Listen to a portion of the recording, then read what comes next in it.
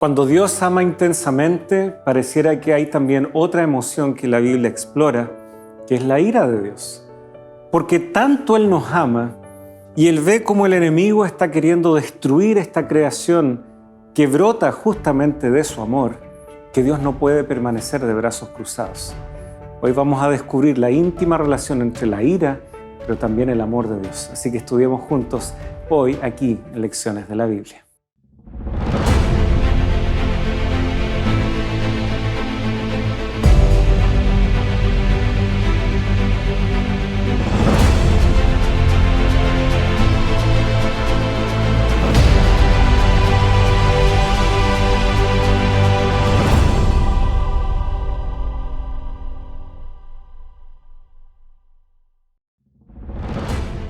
Sin embargo, Dios les tenía compasión, perdonaba su maldad y no los destruía. Muchas veces apartó su ira y no despertó todo su enojo.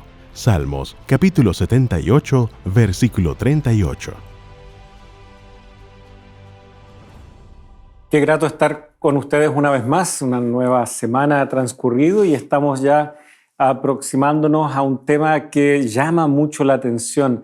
Dios y su ira, pero el título también es muy sugerente, la ira del amor divino. Así que, queridos amigos, hay sin duda algo interesante que se asoma aquí y que vamos a querer revisarlo junto a ustedes y también aprovechando la compañía del pastor Sergio Celis, nuestro invitado, que también una vez más, semana a semana, no nos cansamos de darle la bienvenida aquí a su casa de Nuevo Tiempo. Y yo no me canso de agradecer la oportunidad de estar acá en Nuevo Tiempo para poder compartir juntos el estudio de la Palabra de Dios. Así es. Entonces, queridos amigos, ustedes ya saben cómo es esto.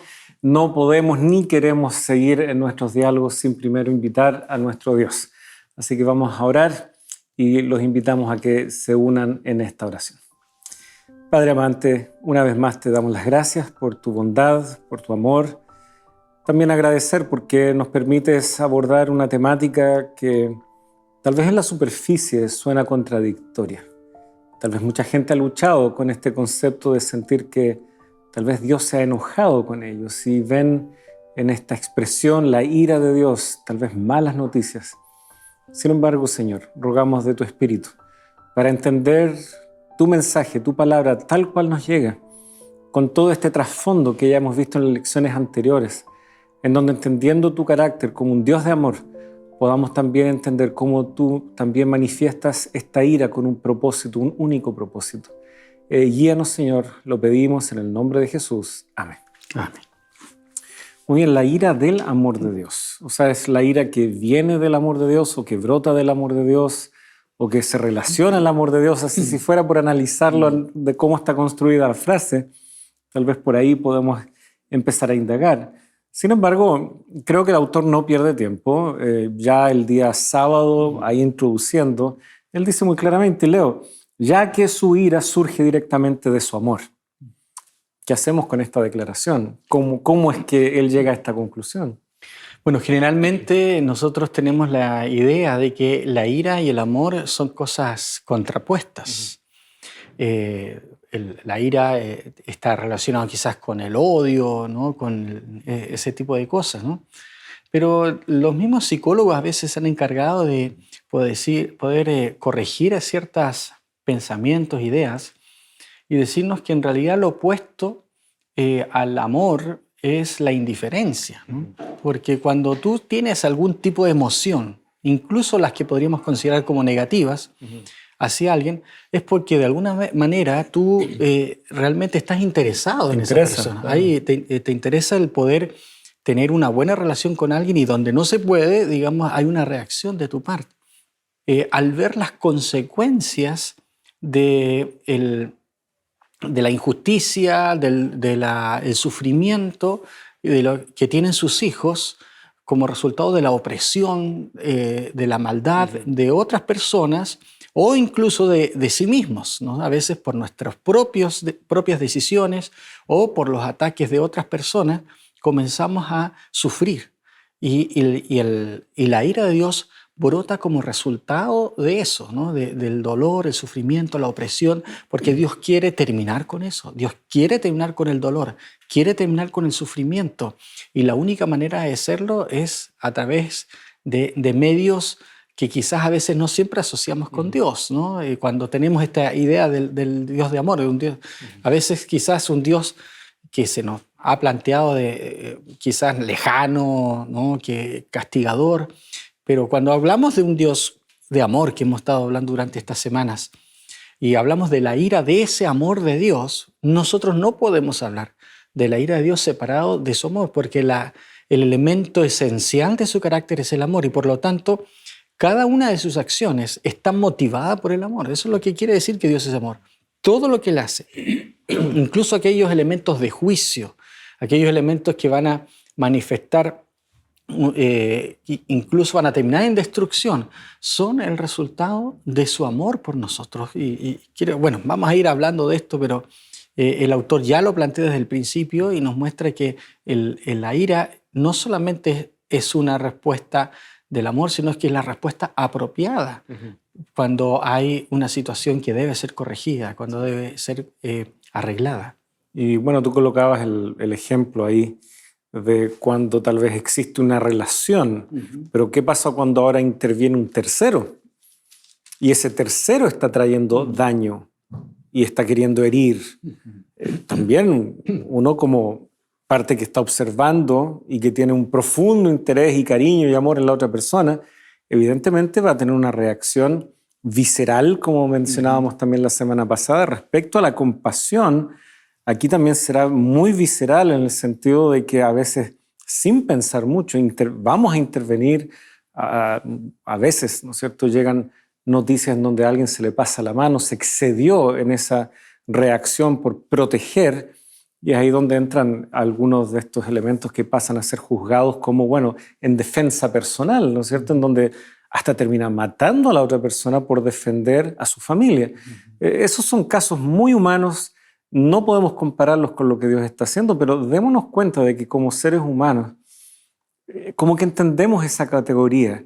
Un padre que por amor, ¿no es cierto?, defendió a su familia, o una madre que por amor, ¿no es cierto?, interviene y saca fuerzas sobrehumanas para hacer algo, aunque eso tal vez signifique dañar tal vez propiedad privada o otra persona. Como seres humanos al menos entendemos el concepto, pero debe ser mejor planteado para no desdibujar el carácter de Dios. Y ahí está el desafío que nosotros tenemos acá. Hablando de ese tercero que interviene, ¿no es cierto? Ya hemos visto que está Dios y su pueblo, ¿ya? El esposo con la esposa, es una figura que ya hemos visto cómo los profetas lo usan. Y aquí entonces aparece Satanás. Aparece Satanás que comienza engañando a Adán y Eva. De ahí en adelante se comienza a dar un patrón. Y bueno, en el día domingo justamente se nos habla de una expresión, el ciclo de la rebelión le llama aquí. Y pensando en tal vez qué libro refleja mejor esto en la Biblia, yo diría que es el libro de los Jueces, en donde el pueblo justamente tenía un momento de tranquilidad, se extraviaban de Dios, se iban detrás de los ídolos, por lo tanto caían presa de sus enemigos y estando en esa situación de desesperación, clamaban a Dios, Dios les levantaba un libertador, un juez, que no solo los libraba por un tiempo de los enemigos, sino que también establecía un cierto orden en la nación y así permanecían por un tiempo, pero luego volvían a repetir el ciclo y así es donde el libro de los Jueces nos va repitiendo este ciclo destructivo al cual el autor de estas lecciones llama el ciclo de la rebelión. Dios tampoco es indiferente al ver que este ciclo se repite y una y otra vez y que quien está detrás de ese ciclo, de alimentarlo, de echarle combustible a ese ciclo, hay un tercer personaje que es el enemigo. Dios claramente no puede permanecer indiferente ahí. Ya que tú mencionas el libro de los Jueces, hay una frase que se repite ahí, dice, y clamó, ¿no es cierto?, el pueblo a Jehová y Dios los escucha, ¿no es cierto? Y a lo largo de toda la Biblia aparece ese clamor de aquellos que están sufriendo opresión, que están sufriendo persecución, que están sufriendo situaciones que están relacionadas justamente con los resultados del pecado, o porque yo me he apartado de Dios, o porque me he puesto, ¿no es cierto?, bajo el alero del enemigo, de manera que él se aprovecha de mí. Pero ahí viene el tema, ¿no? Lo que hemos hablado acerca de la compasión, del amor de Dios, que Dios nunca fuerza. Si alguien se aparta, Dios no lo va a forzar, Dios lo va a dejar, pero esa persona al apartarse de Dios, y el pueblo de Dios cuando se apartaba de él, inmediatamente significaba quedar fuera de la protección divina.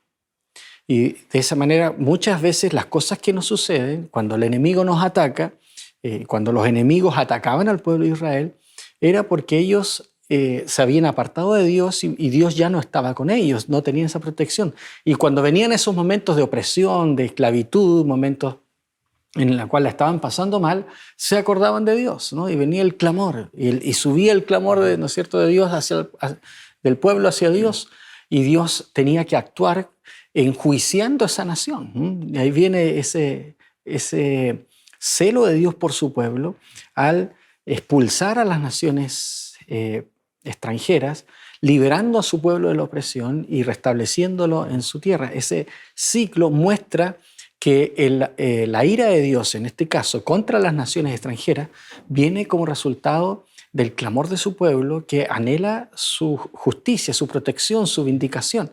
Y eso nos va mostrando un poquito cómo opera esta ira divina. Así es. El problema que algunos tienen es, y aprovechando tal vez que tenemos aquí una circunferencia y aquí tengo una más pequeña, ya que es el vaso. Muchos se centran en el vaso, que es decir, ok, Dios y cómo Él libraba a Israel. Entonces algunos confunden ahí favoritismo o qué culpa tenían las otras naciones si en su ignorancia de ir detrás de los ídolos, de los dioses, no sabían hacer las cosas mejor que eso. Entonces ahora viene Dios y los juzga, etc. Pero no hay que dejar pasar por alto un hecho. Esta circunferencia más pequeña, llamémosle la relación de Dios con Israel, también nos está ilustrando cómo Dios está abordando el problema más grande, que es esta circunferencia aquí. Porque Satanás no estaba actuando solo aquí, engañando al pueblo, engañando a la nación de Israel. Satanás en realidad está detrás de todo el mal que vemos en el mundo. Y por lo tanto, cuando nosotros nos preguntamos, bueno, ¿cómo es que Dios va a resolver el problema del mundo? La Biblia nos dice, bueno, miren estos relatos de cómo Dios actuó en circunstancias más locales, más específicas, con un pueblo que Él había elegido con una misión especial. Y miren los principios que están en juego. Muchos se pierden en el detalle. Muchos lamentablemente le llaman a eso genocidio cuando Dios se levanta contra una nación. Pero no podemos pasar por alto de que en el desenlace descrito al final de todo, ahí en el Apocalipsis, tenemos solo dos grupos. Ahí no tenemos etnias ni nacionalidades, no. Esto trasciende, el bien y el mal trasciende cualquier categoría que nos podría empezar a acusar a Dios, ¿no es cierto?, de estar en contra de toda una nación o de toda una etnia, etc. Hay solo el bien y el mal. Y por lo tanto estas historias nos permiten entender cómo se está desarrollando finalmente este gran conflicto entre Cristo y Satanás, entre las fuerzas del bien y las fuerzas del mal. Por lo tanto, también esta manera en que Dios interviene, aunque es local en estos relatos, ¿no es cierto?, aunque guarda relación en algunos momentos solo con el pueblo de Israel y las naciones vecinas en su inmediatez, los principios trascienden más allá. Y eso lo recoge el Nuevo Testamento y sobre todo libros como Apocalipsis o Pablo mismo, cuando él nos presenta una visión del bien y el mal que trasciende barreras y fronteras nacionales, inclusive cuando él habla de la ira de Dios en Romanos, cuando él presenta también desenlace en sus dos cartas a Tesalonicenses, etc. Estas barreras étnicas, territoriales, se han pasado ya hace un buen tiempo. Y por lo tanto creo e invito a nuestros amigos a que podamos abordar estos relatos no mirando desde la estrechez de, pareciera que Dios tiene predilecto o por qué trata. No, aquí hay un problema mayor y estos relatos meramente nos ayudan a ilustrar cómo Dios va a resolver un problema más grande. No se nos tiene que olvidar que está Satanás. Exacto, es el trasfondo del gran conflicto que vamos a estudiar también, hemos estudiado ya en el pasado. Y vamos a mencionar este trimestre también el tema del gran conflicto. De hecho, en el Antiguo Testamento, el gran conflicto se expresa en ese contexto específico. Dios y su pueblo contra las naciones y sus dioses, ¿no? Esos dioses que sabemos que en realidad no existe otro Dios que el Dios de Israel, que Jehová, pero de alguna manera esos dioses manifiestan los poderes del enemigo, ¿no? De hecho, muchos piensan que esos dioses algún tipo de poder tenían en el sentido de que representaban o actuaban demonios también a través de las naciones y sus cultos. Por lo tanto, especialmente cuando uno habla de las naciones que estaban alrededor de Israel o las naciones cananeas, eran naciones que habían entrado en prácticas que realmente eran contrarias al propósito de Dios para el ser humano. Por lo tanto, hay elementos allí que nosotros no conocemos y que Dios de alguna manera utiliza al pueblo de Israel para poder mantener a un pueblo fiel, a un grupo de personas fieles. Pero aún así el pueblo de Israel no fue fiel, ¿no? Y es lo que nos menciona ahí la lección. Nos invita a leer el Salmo 78. Es bastante largo el Salmo 78. Sí, pero creo que hay unos puntos de inflexión interesantes. Yo por lo menos dejé anotado acá versículo 32, por ejemplo. A pesar de todo esto, ¿qué es esto? Todas las veces que Dios intervino, todas las veces que Dios les ayudó, etc., y se mantuvo fiel Él a sus promesas. A pesar de todo esto, todavía pecaron y no creyeron en sus maravillas. ¿Ya? Ese es el todo esto, todas sus maravillas. Versículo 38 también yo lo dejé marcado. Pero Él, siendo compasivo, perdonaba sus iniquidades y no los destruía. Muchas veces contuvo su ira y no despertó todo su furor. Por lo tanto, la ira de Dios no solo opera contra las naciones. Primero debemos entender de que también su pueblo ha debido también gustar la ira de Dios.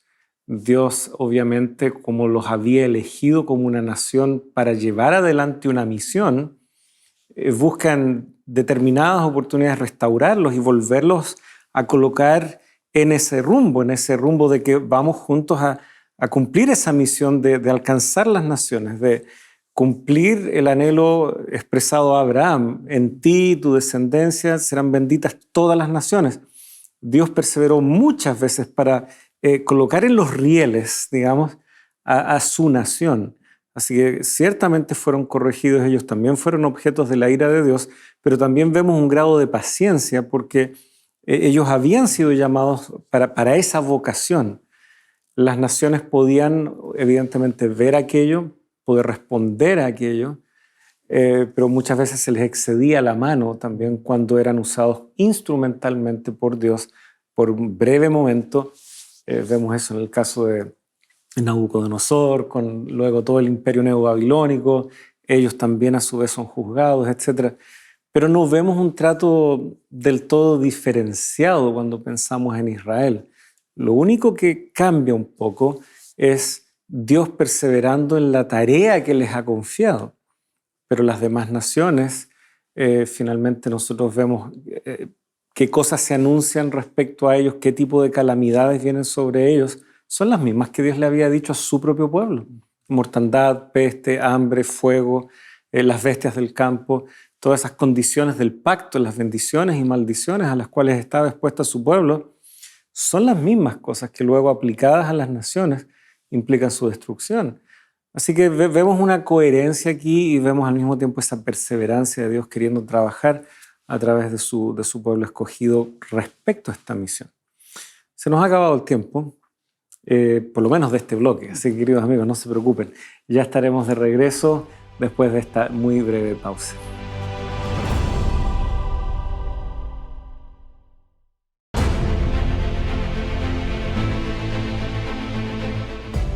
Queridos amigos, ya estamos de regreso junto a ustedes y también queremos apartar un breve momento para agradecer a algunos de nuestros amigos, nuestras amigas, que nos hacen también llegar sus saludos. Desde Colombia, nuestra hermana Amilde García nos entrega sus saludos. También desde México, José Arellano. Me parece que también lo hemos saludado en algún momento a nuestro hermano José. Del sector ahí de Trujillo, Perú, Carlas Navarrete, también recibe un gran abrazo de parte del equipo Nuevo Tiempo. Vanessa Villibort también nos saluda desde Managua. Marta Martínez, desde San Vicente, Misiones, Argentina. Ella dice, muy linda explicación de las lecciones, muchas gracias. Gracias a usted, al contrario, nuestra hermana Marta, porque sus comentarios nos hacen muy bien saber que están llegando, que pueden ser un aporte también para usted. Y finalmente, desde Carolina del Norte, esto sin duda es Estados Unidos, Mercedes Santos. También un gran saludo y abrazo. Muchas gracias por dejar ahí su comentario en nuestras redes sociales, sin duda. Veamos algunos ejemplos, Pastor Sergio, de cómo opera, ¿no es cierto?, esto de la ira de Dios, las naciones, su pueblo en medio. Pareciera que hay muchas formas en las cuales podríamos ir ilustrando cómo del amor genuino, legítimo de Dios también se expresa una ira y como que hay un diálogo entre estas dos cosas finalmente. Claro, y que nos va demostrando, estos ejemplos nos van mostrando ciertas características de la ira de Dios. O sea, la ira de Dios no es irracional, la ira de Dios tiene cierta justificación, vamos a ver, por decir, una indignación justa. Pero la primera cosa que la guía de estudio nos llama la atención y nos lleva a estudiar es que la ira de Dios no está disasociada de su misericordia, porque la ira de Dios es lenta. Y está el caso ahí de Nínive. Aparece en este libro de Jonás, este corto libro de Jonás, donde a pesar de ser acerca del ministerio de Jonás, pareciera que el protagonista malo es Jonás, ¿no? Por su actitud a veces siempre un tanto rebelde, digamos, a las indicaciones divinas. Y interesante cómo presenta a Jonás enojado, molesto con Dios por la misericordia que él manifiesta. Dice, pero Jonás se disgustó en extremo y se enojó. Así que oró a Jehová y le dijo, Jehová, ¿no es esto lo que yo decía cuando aún estaba en mi tierra? Por eso me apresuré a huir a Tarsis, porque yo sabía que tú eres un Dios clemente y piadoso, tardo en enojarte y de gran misericordia, y que te arrepientes del mal. Ahora pues, Jehová, te ruego que me quites la vida, porque mejor me es la muerte que la vida. Pero Jehová le respondió, ¿haces bien en enojarte tanto? Es como, bueno, ¿qué pasa? Que con Jonás, que es un profeta de Dios, él mismo dice que conoce a Dios, sabe, yo sabía que tú eres así, pero él está molesto porque Dios es misericordioso, porque él es lento en enojarse. Claro, porque él quedó mal como profeta que había anunciado la destrucción. Su reputación perdió credibilidad, ¿no es cierto? Predicó que serían destruidos y al final no fueron. Ellos supieron responder. Y en vez de agradecer la misericordia de Dios, dice, no, yo sabía que esto iba a pasar, ¿no? Y molesto porque Dios es tardo, es lento para enojarse. Y ahí hay una expresión que aparece repetidamente en la Biblia, ¿no? Es tardo para la ira, ¿no? Grande misericordia, pero es lento, tardo. Y la lección nos recuerda que el idioma hebreo, que es un idioma muy concreto, ¿no? Casi cada expresión hebrea obedece a una expresión concreta, real, y que después llega a significar algo, una idea un poco más abstracta, ¿no? Pero lo lento para enojarse en la Biblia se expresa de una manera en el idioma hebreo que significa literalmente que Dios es de nariz larga, ¿no? Es largo de nariz, entendiendo de que generalmente cuando nosotros expresamos una ira, comenzamos a botar aire, ¿no es cierto? Somos mecha corta, como diríamos. Claro, y a veces en los dibujos animados, ¿no? Lo ponen así, botando una expresión así de ira al botar el aire por la nariz, ¿no? Y el idioma hebreo toma eso y dice, bueno, el Dios es de nariz larga, por lo tanto su ira demora en manifestarse. Claro. Y de hecho, a mucha gente le gusta, tal vez, ¿no es cierto?, tergiversando en parte, no porque la Biblia no lo diga, el hecho de que diga que Dios es fuego consumidor, Pero la manera en que algunos a veces citan este pasaje es como deseándole ya lo peor a alguien, ¿no es cierto? O diciéndole, Dios te va a castigar y Él solo va a hacer ahora. Momento, esa puede ser mi impresión muy personal como ser humano.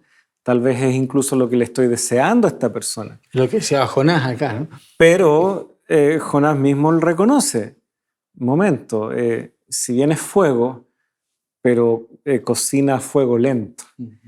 Si bien es fuego consumidor, pero su obra se desarrolla en el tiempo. Dios no está apurado en castigar ni destruir ahora ya. Va a llegar un momento, sin duda. Llegando ese momento, Dios tampoco va a andar dilatando innecesariamente la realidad del mal y sus efectos.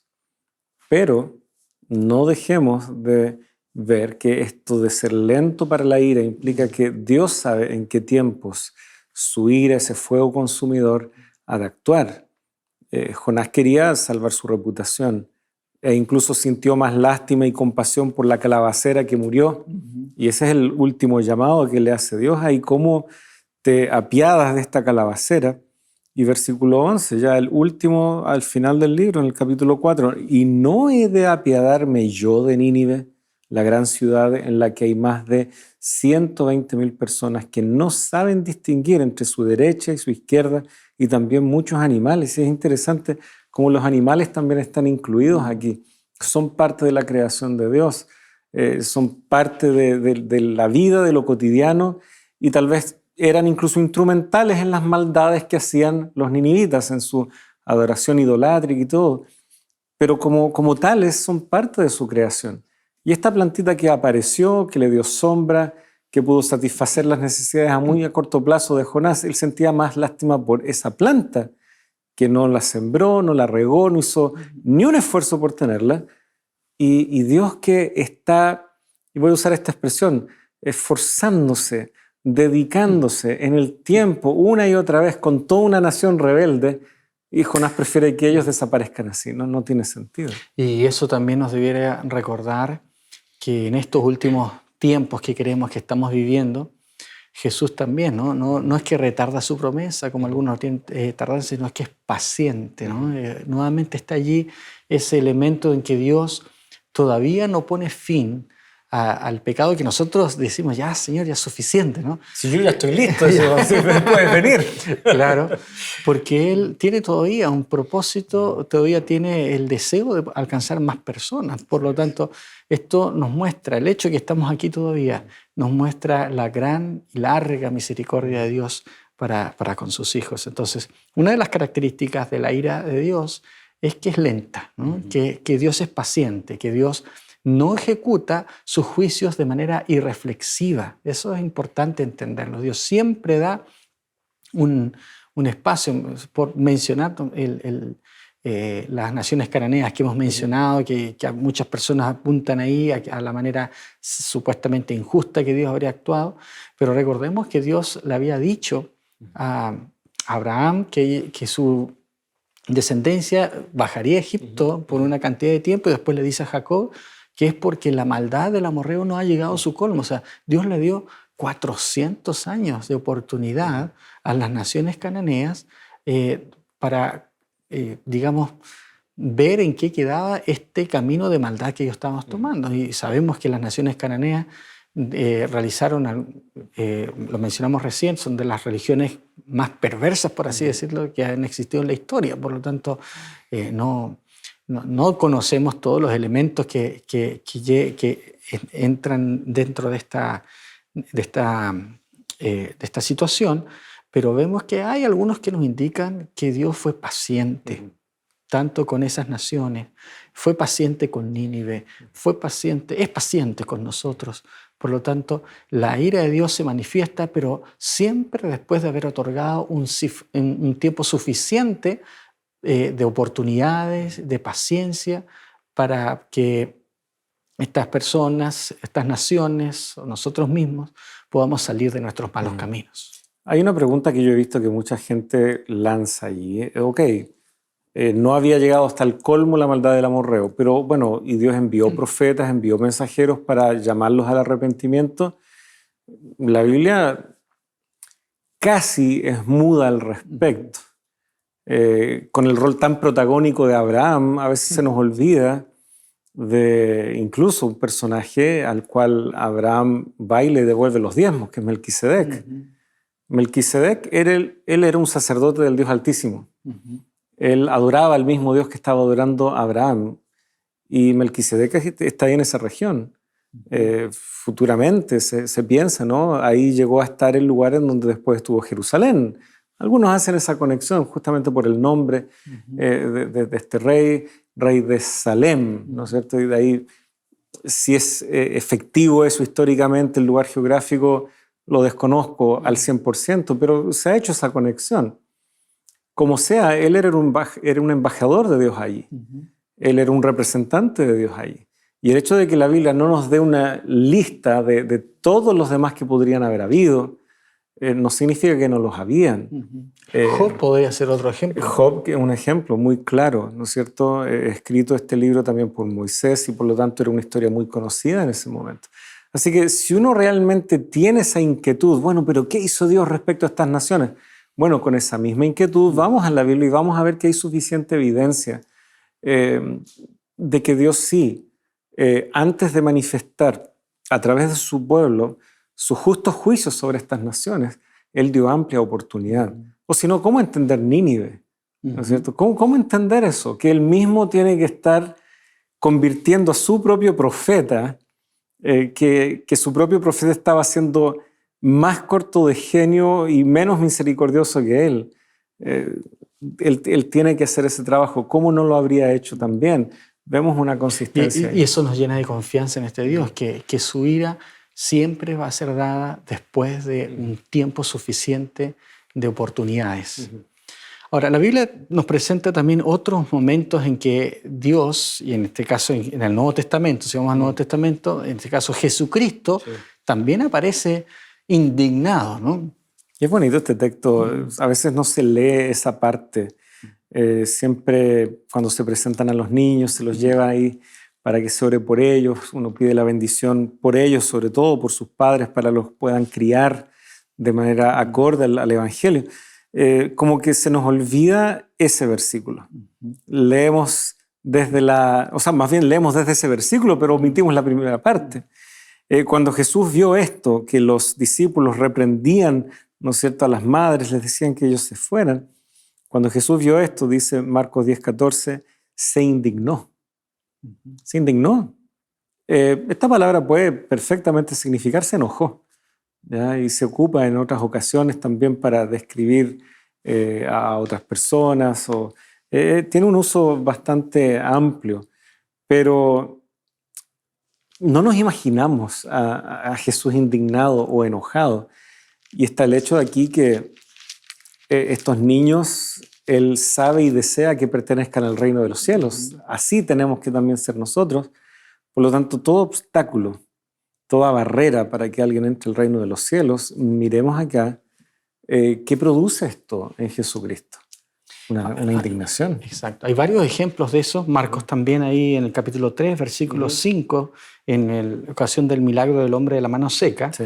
Él les hace una pregunta, pero ellos callaban, y el versículo 5 dice, entonces mirándolos con enojo, entristecido por la dureza de sus corazones, dijo el hombre, extiende tu mano.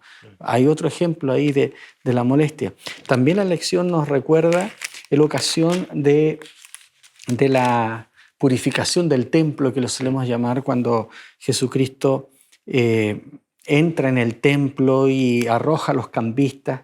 También ahí se describe una situación interesante. Dice Mateo capítulo 21, versículos 12 y 13, entró Jesús en el templo de Dios y echó fuera a todos los que vendían y compraban en el templo, volcó las mesas de los cambistas y las sillas de los que vendían palomas, y les dijo, escrito está mi casa, casa de oración será llamada, pero vosotros la habéis hecho cueva de ladrones. Esto de entrar y botar las cosas, ¿no? Obviamente no está haciéndolo en una actitud de sonrisa, de permiso, está en una dice actitud que toma unas cuerdas también para así sacar los animales. Y bueno, impulsar a la gente a salir. Que bueno, nos dice el libro de Ciudad de la Gente que fue también una demostración de autoridad, por un lado, pero también una demostración de la ira de Dios. Pero en todos estos casos de indignación de Jesucristo, ¿no? En el caso de los niños, en el caso del hombre de la mano seca, en el caso acá de la expulsión de los, de los cambistas en el templo, Jesucristo está reaccionando frente a una situación que causa indignación. Hay una indignación, dice ahí la guía de estudio el día martes, el título dice, una indignación justa. Sí. Y aquí lo justo era que estos cambistas, los que estaban haciendo cambio de moneda para el ciclo del templo, los que estaban vendiendo animales, estaban justamente instalados en el atrio de los gentiles, en donde el propósito expresado ahí en Isaías, casa de oración para todas las naciones, no se estaba cumpliendo, porque justamente si alguien venía de otra nación, no siendo el judío, y quería adorar y quería entrar al atrio que era para él, no podía, estaba lleno de animales, de gente cambiando. En el contexto de lo que estudiamos la semana pasada, justamente el relato de Juan respecto a esta primera purificación del templo, capítulo 2, versículo 17, sus discípulos se acordaron de que estaba escrito, el celo por tu casa me consumirá. Ese celo de Dios del cual comentábamos está motivado porque justamente hay quienes quieren conocer más de Dios y no están pudiendo.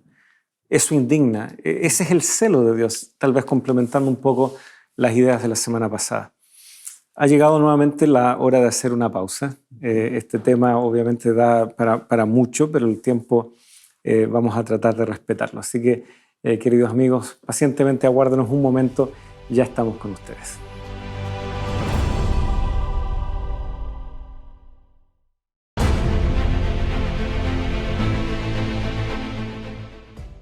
Hola amigos, es un gusto poder encontrarnos una vez más. El día de hoy quiero presentarte la guía de estudio Espíritu Santo, el Dios detrás de escena. Quizá tengas preguntas al respecto de este tema, pero para poder encontrar las respuestas debes estudiar a la luz de la Biblia. Y es por eso que quiero invitarte a que solicites este material de estudio al número que está apareciendo en pantalla y le haremos llegar gratuitamente gracias a nuestros ángeles de esperanza. Te esperamos.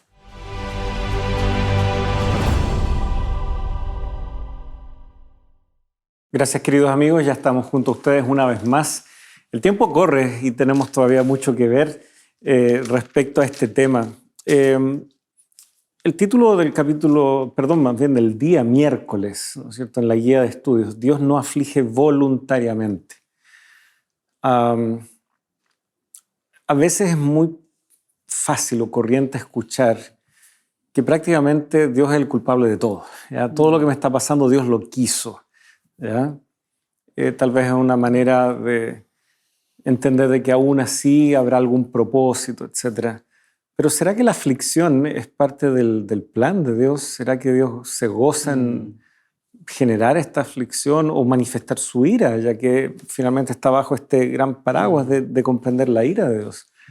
De pronto algunas personas, tal vez con la mejor intención, ven a alguien pasando por un momento difícil y dicen, bueno, es parte del plan de Dios para ti.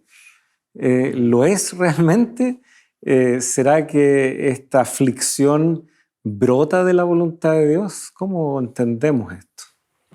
Bueno, vamos a estudiar más adelante la relación entre el carácter de Dios y el mal, las cosas malas que nos pasan. Pero ya aquí podemos ver de que efectivamente a Dios no le agrada para nada que pasen cosas malas. La ira de Dios no es lo normal, podemos decir, ¿no es cierto?, que Dios esperaría manifestar, porque la ira de Dios solamente se manifiesta como un resultado, o sea, como una consecuencia, como una respuesta hacia la maldad, hacia el pecado, hacia aquellas cosas que nos causan dolor y sufrimiento. La ira de Dios no es caprichosa por cualquier cosa, sino justamente es algo que es una respuesta a algo que está en contra de su voluntad y por lo tanto no es algo que Él quisiera. Y quizás el texto que lo expresa bastante bien y que la guía de estudio nos presenta es Lamentaciones en el capítulo 3, versículos 30 veamos el 32. 31, ¿no? Veamos ok. el 31 hasta el 33. Dice, el Señor no rechaza para siempre, antes bien si aflige, también se compadece según su gran misericordia, pues no se complace en afligir o entristecer a los hijos de los hombres. O sea, al mismo tiempo que los juicios de Dios tienen que ocurrir, ¿no? Que Dios manifiesta su ira, al mismo tiempo Él les da pena, se entristece, se compadece, porque no es lo que Él quiere, no es parte de su voluntad. Él no se complace en tener que aplicar castigos, ¿no? La Biblia dice que Dios finalmente aplica ciertos castigos en un contexto también, como estamos hablando, de juicio para poder liberar a su pueblo, para poder defender a sus hijos y finalmente librarlos de las consecuencias del mal y del pecado.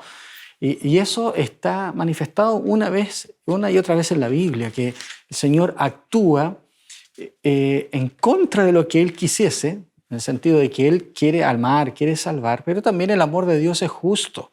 Y en algún momento tiene que hacer esa extraña obra, digamos, que a veces la Biblia le llama, en la cual para defender su pueblo, para expresar su amor, debe juzgar a otros para fin de que poder librar a aquellos que están sufriendo, que están pasándola mal.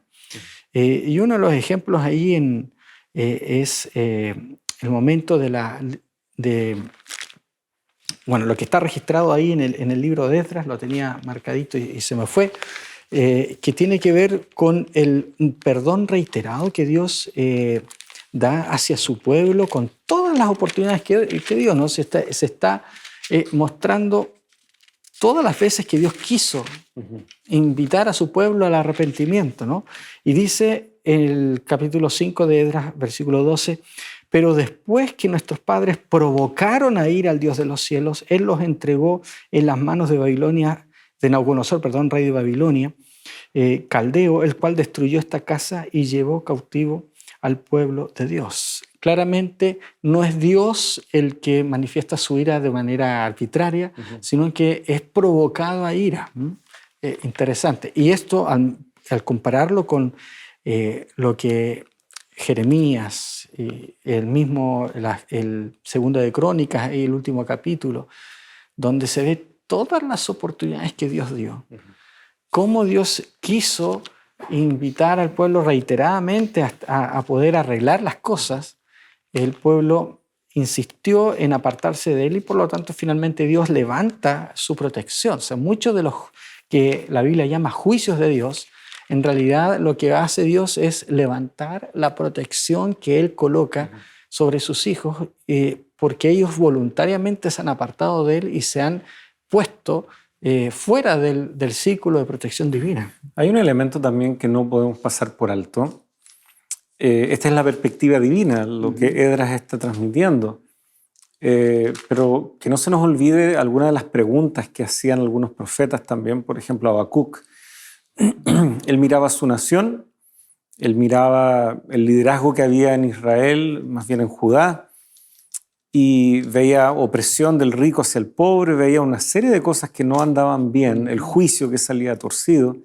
Y él dice, Señor, ¿hasta cuándo esto va a seguir sucediendo? Y las palabras de Dios son, tranquilo, yo voy a enviar a los caldeos, ellos van a acabar con este sistema que se ha corrompido, con esta cúpula de líderes que ustedes tienen que se ha corrompido, y Habacuc no pueden creer lo que está escuchando. Le dices, Dios, tú eres muy, muy justo, muy puro como para que permitas algo así. Pero Dios lo anima y lo invita a ver que Él está sentado en su trono, que es mejor guardar silencio y esperar los tiempos y los plazos de Dios. Por lo tanto, no podemos dejar de ver que Habacuc también está representando la voz de aquellos débiles, de aquellos que se están viendo afectados por las injusticias, que Dios también está viendo dentro de su propia nación y que para desarticular ese desorden que se ha generado permite la intervención de Babilonia. Y de hecho, Jeremías es uno de los que más anima a estos que se van a ir en exilio a que no luchen en contra de lo que Dios está permitiendo. Ezequiel tampoco hace aquello. Él más bien presenta que esto, a pesar de lo difícil que resultaba para ellos entenderlo, era un plan remedial. Era una forma en que Dios iba a subsanar un problema instalado en su propia nación. El problema es que luego, ¿no es cierto?, Babilonia se le pasa la mano, ¿no es cierto? Va más allá. Y como Habacuc ya anticipa, no sería capaz de reconocer que era Dios el que le había permitido por un tiempo tener ese dominio en la región, sino que seguiría rindiendo culto a sus propios dioses. Incluso menciona la red y otras cosas, instrumentos de su ejército que ellos usaban, pensando que por su fortaleza ellos lo habían logrado. Y por eso vemos este texto de Jeremías 51 que está aludido aquí en la guía. Dios también los llamaría a ellos a juicio. Pero notemos, está el clamor del inocente también. Ese que desea que Dios por favor haga algo, solo que a veces nos extraña el modo de operar de Dios, como también nos extraña este concepto de ira que estamos revisando. Una lección nos recuerda, primero, en 2 Crónicas 36:16, ¿no?, que dice, ¿no es cierto?, que, hablando del pueblo de Israel, que ellos se mofaban de los mensajeros de Dios, menospreciaban sus palabras, burlándose de sus profetas, hasta que subió la ira de Jehová contra su pueblo y no hubo ya remedio. O sea, hasta las últimas, ya no había vuelta, digamos, no había oportunidad. Recién allí vino el tema de la invasión de Babilonia. Pero tal como tú has mencionado, Jeremías nos dice claramente que finalmente Dios va a juzgar a Babilonia por esa actitud. Dice, yo pagaré, versículo 24, Jeremías 51, yo pagaré a Babilonia y a todos los moradores de Caldea todo el mal que ellos hicieron en Sión delante de vuestros ojos, dice Jehová. O sea, Dios finalmente va a vengar a su pueblo. Lo que tú decías, que Dios permite, pero las naciones se aprovechan, el enemigo se aprovecha. Está en Zacarías, allí bien explicado, Zacarías 1, versículo 15, dice, pero siento gran ira contra las naciones despreocupadas, pues cuando yo estaba un poco enojado, ellas se aprovecharon para agravar el mal. O sea, Dios estaba peleado con su pueblo, vamos a decir, más bien porque ellos lo habían rechazado. Las naciones se aprovechan de esa oportunidad, pero se les pasa la mano, como dice, ¿no? Y por lo tanto Dios se levanta a juzgar a las naciones, ¿no? En Zacarías repite eso una y otra vez, en Zacarías capítulo 14, cuando Dios se levanta contra las naciones que atacaron a su pueblo. ¿Por qué? Porque el pueblo se había también apartado de Dios, pero finalmente Dios sale a defender a su pueblo. Este ciclo que hemos hablado, ¿cierto?, que habla la lección, se repite aquí. El pueblo de Dios se aparta, las naciones lo atacan, pero finalmente Dios defiende también a su pueblo y su ira se va contra las naciones y el pueblo de Dios es levantado.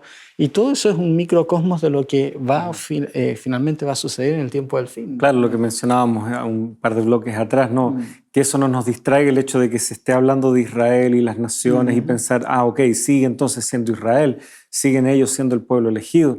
No, el Nuevo Testamento nos va aclarando muy, muy bien que esto ahora se ha ampliado, ¿no es cierto? Ya se ha traspasado las barreras de lo nacional, de lo étnico, y ahora Dios tiene en vista, ¿no es cierto?, todo el mundo, que ha sido su propósito desde Génesis, ¿no es cierto?, bendecir a todo el mundo, volver la bendición en donde la entrada del pecado trajo maldición, devolvernos a esa bendición original. Por lo tanto, nuevamente insistimos tal vez en esto, que no nos engañe el nombre Israel, Babilonia, pensar de que se refiere solo a esa región únicamente. Hay muchos que especulan con ciertas profecías de la Biblia todavía mirando hacia Medio Oriente, solamente allí, pero no, la profecía en el Nuevo Testamento y ya desde Daniel ha puesto su mirada en todo el mundo, incluso en un concepto cósmico, y por eso que fue bueno que tú usaste esta palabra, un microcosmos, porque en realidad el problema es cósmico, ¿no es cierto? Es el bien y el mal entre Cristo y Satanás. Esto nos atañe mucho más que tan solamente nosotros. Y bueno, y lo último que la lección nos lleva a reflexionar es que esto de que Dios, digamos, tome revancha de las naciones por el daño que le han hecho a su pueblo, no debiese ser tomado por nosotros como un permiso para poder también ejecutar la venganza. Adelantar la obra de Dios. ¿No? Sí.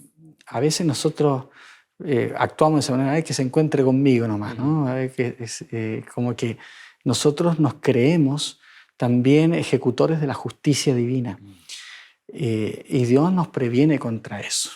Dios dice ahí en Deuteronomio capítulo 32, versículo 35, «Mía es la venganza y la retribución, y a su tiempo su pie resbalará, porque el día de su aflicción está cercano, y lo que les está preparado se apresura». A veces cuando pasan cosas uno dice, yo quisiese tomar algunas cosas. Obviamente hay momentos en que hay que hacerlo, ¿no? Cuando hay medios legales para poder defender nuestros derechos, hay circunstancias en que nosotros debiésemos hacerlo. Pablo mismo usó de su ciudadanía para defenderse y no quedarse en la cárcel. Exactamente. Él no quedó ahí pasivo esperando. Soy ciudadano romano, esto es una injusticia. Correcto. Pero otra cosa es querer nosotros ser ejecutores o el brazo, digamos, de la ira de Dios para poder vengarnos. Tenemos que tener cuidado con esos sentimientos y esos pensamientos. Otro texto que nos habla de eso es Proverbios capítulo 20, el versículo 22, donde dice allí, no digas yo me vengaré, espera en Jehová y Él te salvará. Creo que esto nos debe llevar a la reflexión. Y queremos decirle a nuestros queridos amigos, la palabra de Dios nos muestra un Dios de amor, pero nos muestra que en algunos momentos ese amor que Dios tiene por nosotros también aparece manifestado en forma de ira, en forma de justicia. Dios no manifiesta su ira, lo hemos visto, simplemente porque quiere hacerlo, sino siempre para poder manifestar su desapruebo contra la injusticia, la opresión, la maldad. Y por lo tanto Dios está dispuesto a poner las cosas en orden, podríamos decir, en este mundo, en esta vida. A veces quisiésemos que lo hiciese ya, pero el Señor nos invita a esperar, a confiar en Él. Y esa invitación queremos hacerle también a cada uno de ustedes en este momento. Que ya sea la situación que estén pasando, si tú sientes que Dios debiese hacerte justicia frente a alguna opresión, algún daño, yo te invito a confiar en la justicia divina. Dios traerá justicia. Dios finalmente traerá a este mundo esa justicia que tanto a veces anhelamos y que no encontramos en los sistemas de justicia humanos. Dios quiere traerte paz a tu corazón. Solamente tienes que aprender a confiar en Él. Su ira nunca va a ser contra aquellos que le aman, sino por el contrario, va a ser para poder defender a aquellos que aman a Dios, pero que el mundo a veces los ha maltratado. Por lo tanto, yo te invito a entrar en una relación con Dios y confiar en esa justicia divina, en esa ira divina que también se manifestará para tu salvación y para tu redención. ¿Por qué no oramos pidiendo que el Señor nos ayude a poder comprenderlo mejor y poder también poder confiar en Él y en su justicia? Oremos. Señor, una vez más te damos gracias por la oportunidad que nos das de poder conocerte, de poder estudiar tu palabra, de poder descubrir que a pesar de la maldad que hay en este mundo, tú todavía, Señor, sigues manifestando tu amor. A veces de manera más allá de lo que pudiésemos entender, pero podemos comprender, Señor, que tu ira, que tu justicia, que tus juicios nunca van a ir en contra de tu amor, nunca van a ir para hacer daño a aquellos que te aman. Por eso, Señor, queremos aprender a confiar más en ti, poder confiar más en tu carácter de amor, poder entender, Señor, que tú estás junto a tus hijos y finalmente darás justicia a aquellos que te aman y que se mantienen fieles a ti. Ayúdanos, Señor, a estar entre aquellos que te conocen, entre aquellos que quieren confiar en ti, entre aquellos que quieren dejar toda su confianza, todas sus luchas en las manos del único que es capaz de traer una justicia perdurable. Señor, que eso sea una realidad en nuestra vida, lo pedimos en el nombre de Jesús. Amén. Amén.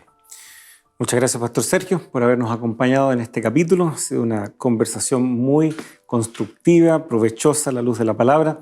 Y queridos amigos, queda la invitación para la próxima semana aquí en Lecciones de la Biblia.